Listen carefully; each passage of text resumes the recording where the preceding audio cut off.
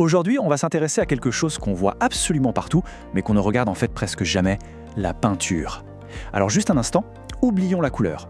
Essayons plutôt d'imaginer un film de haute technologie, une sorte de bouclier protecteur qui nous entoure en permanence. C'est cette science cachée, qu'on va explorer ensemble. Eh bien, la réponse, c'est justement ces fameux films de peinture. Et c'est ça tout le paradoxe qu'on va décortiquer. Comment un produit aussi fondamental, aussi essentiel, peut-il l'être à ce point ignoré? Pour commencer, on va juste prendre un moment pour réaliser à quel point ces revêtements sont omniprésents. Ils sont tellement partout qu'ils façonnent littéralement notre perception du monde. Pensez-y, qu'on soit sur la route ou même chez soi, notre regard ne se pose pas directement sur le métal d'une voiture ou le bois d'un meuble. Non, ce qu'on voit en réalité, c'est cette fine couche de peinture qui les recouvre et surtout qui les protège. Et il y a cette citation qui résume l'idée à la perfection. Ces produits industriels, ils se fondent tellement bien dans notre quotidien qu'ils en deviennent invisibles, tout simplement. Bon, maintenant qu'on a vu ça, passons de ce que la peinture est à ce qu'elle fait. Parce que ses fonctions, vous allez voir, sont bien plus critiques qu'on ne l'imagine. En fait, la peinture, elle a une double mission. Spontanément, on pense d'abord à la décoration, à la couleur. Mais son rôle le plus vital, c'est la protection. C'est une barrière essentielle contre un nombre incalculable d'agressions.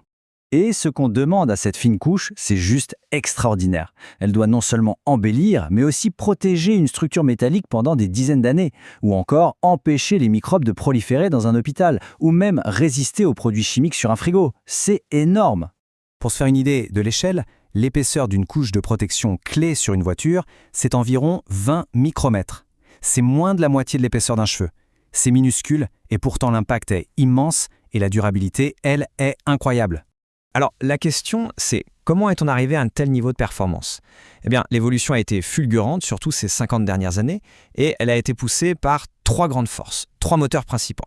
C'est vraiment la convergence de ces trois forces qui a tout changé. D'un côté, les exigences techniques pour des produits toujours plus performants. De l'autre, les chocs économiques, comme les pénuries, qui ont stimulé l'ingéniosité. Et enfin, les contraintes environnementales qui ont poussé vers une chimie beaucoup plus verte. Ce trio a radicalement transformé toute l'industrie.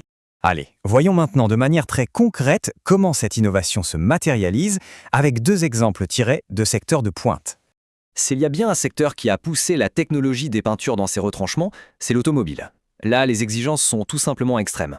Il faut bien imaginer une chose. L'industrie automobile n'aurait jamais pu exploser comme elle l'a fait s'il avait fallu continuer à peindre les voitures à la main avec des temps de séchage de 12 heures entre chaque couche.